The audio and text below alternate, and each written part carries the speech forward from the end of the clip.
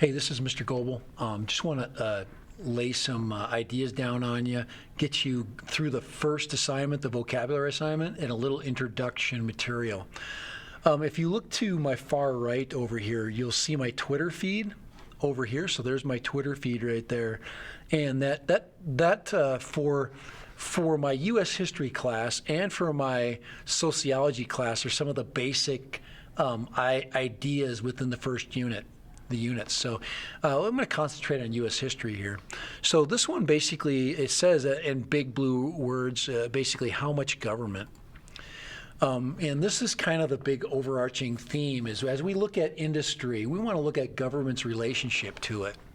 I even brought in the word federalism. Federalism is basically one of the terms that comes from our early American history, looking at the relationship between states and the federal government as we were creating our nation.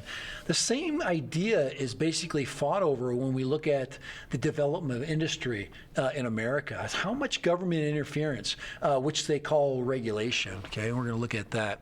And then we're going to look at the levels of regulation, whether it's a national level regulation, whether it's regional, like a state, and then or local, where it gets into the small towns and communities. So we're going to look at the rules of the industry, and we're going to put that on something called the political spectrum. On the left-hand side, you have more liberal ideologies, and on the right-hand side, you have ideas that are more conservative, okay? And then you've got the two political parties that are battling left and right. You've got the battle of workers who want more rights and more freedoms, and they believe that that industry needs to cater more towards their needs. How can you help me? This is not fair. And then you get into the business side where they're looking at fairness and like, hey, this isn't fair for my business to develop if you're making it cost too much to operate. Okay, I can't survive as a result. So we're going to look at that really quick. All right, I'm going to quickly buzz over to the vocab. So these are the vocab terms that we're going to cover, and you can find these vocab terms in a couple of different places. We can go here to the dashboard. I'm going to leave this area really quick. This is the dashboard of Canvas. I'm going to go to courses right there. We'll look at U.S. history. So as a U.S. history student, when you go into Canvas, you're going to find this menu here. Please get these done here. These are some things that are due on Friday, so get those done, please. The disclosure activity quiz is how I'm going to record whether you did the disclosure or not. We concentrated today on this vocabulary element, so let's look at it really quick. So I'm going to click on vocabulary, and what will come up is this screen here, and then of course you can go to the vocabulary words, which basically start with the industrial age, gray fielded screen there. And then here are the 12 words that I want you to think about. Okay, these are all words that are going to be tested. Okay, so we want to define those words, but don't just rely on my definition. I want you to shorten them, to abbreviate them to make sense to you. Okay, so look through the words capitalism, corporation, laissez-faire, melting pot, patent, protective tariff, monopoly, social Darwinism, philanthropy, gospel of wealth, nativism, and socialism. Now, how do we record those inside of Canvas? Well, one of the problems you might have with this is I probably should have done a Google Doc input, but you can go into and submit it as a text. So it might require you to use two tools. Here's basically where you want it to go. So you can copy it. Like, for example, if you want to just copy and paste it in there and define them all and put it in there, you can rely on that. One of the problems that can occur is what happens if the computer crashes, okay? And you're starting to do everything over here and you lose all your stuff. So I suggest you do something that auto-saves. As you're trying to get all your definitions, so for capitalism, I would, type it over here, publicly owned, concept of business where ownership is basically is private. Okay, But to put your definition in here, you might want to go and create a Google Doc. Keep a record of all the things that you type.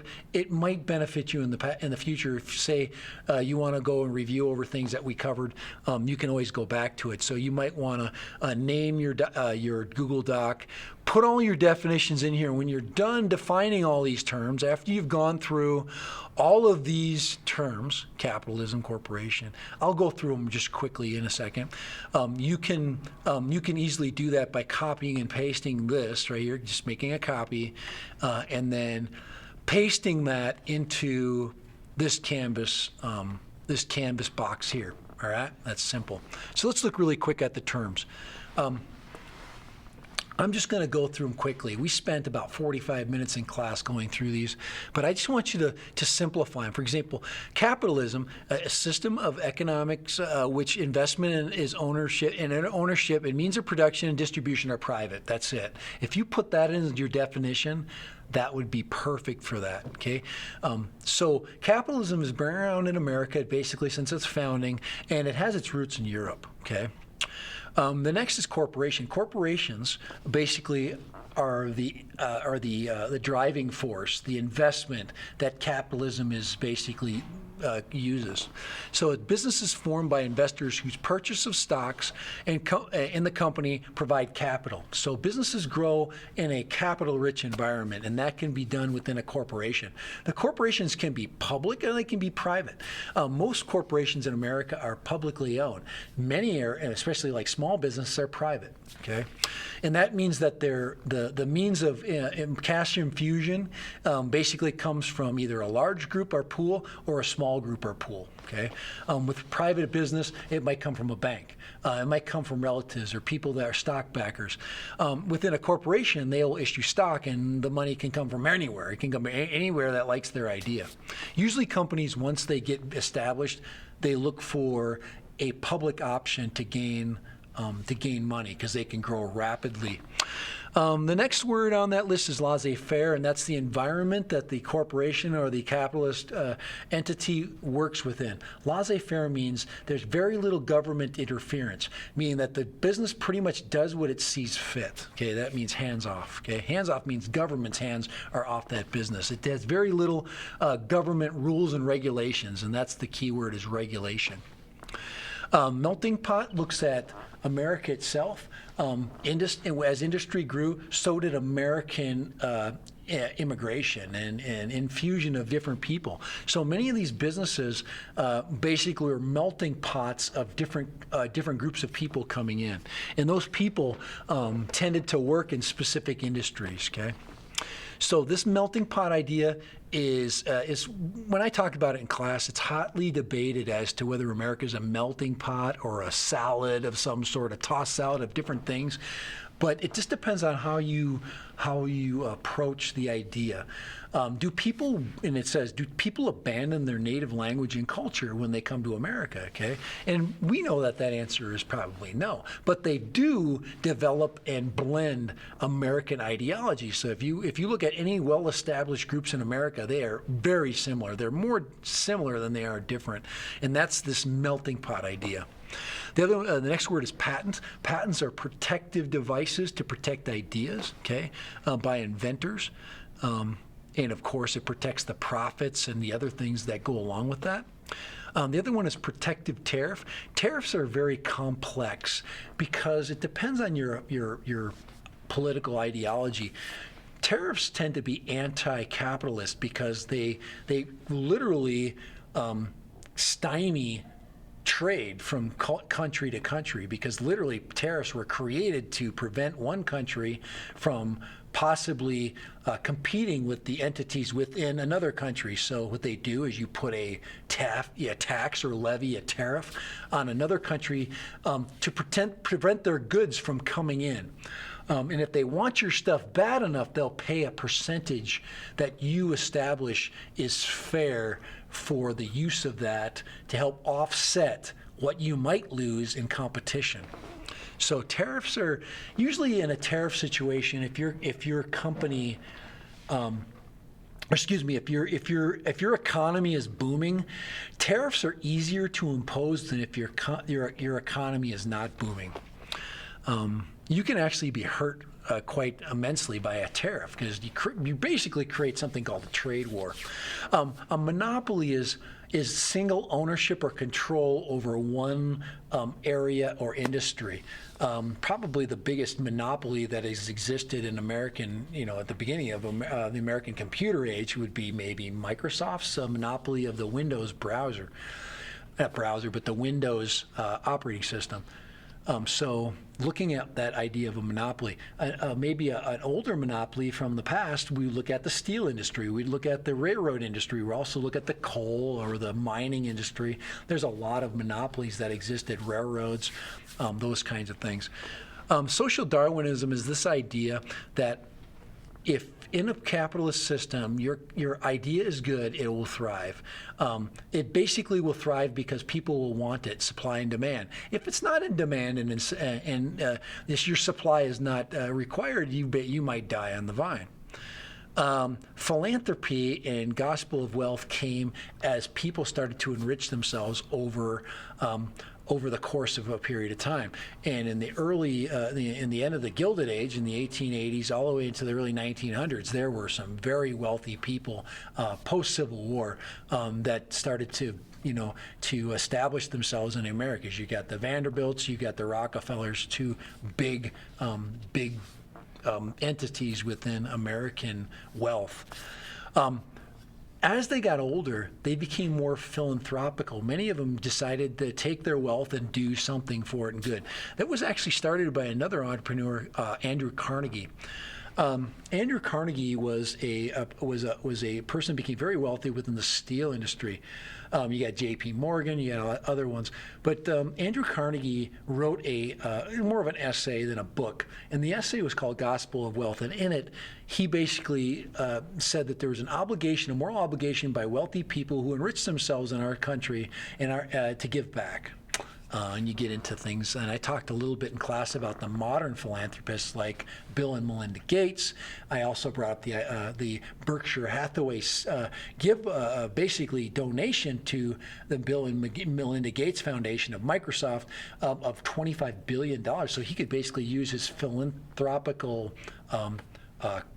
entity, his corporation he created, nonprofit corporation, to give away money, and that's what he does. He gives it all over the place, all over the world.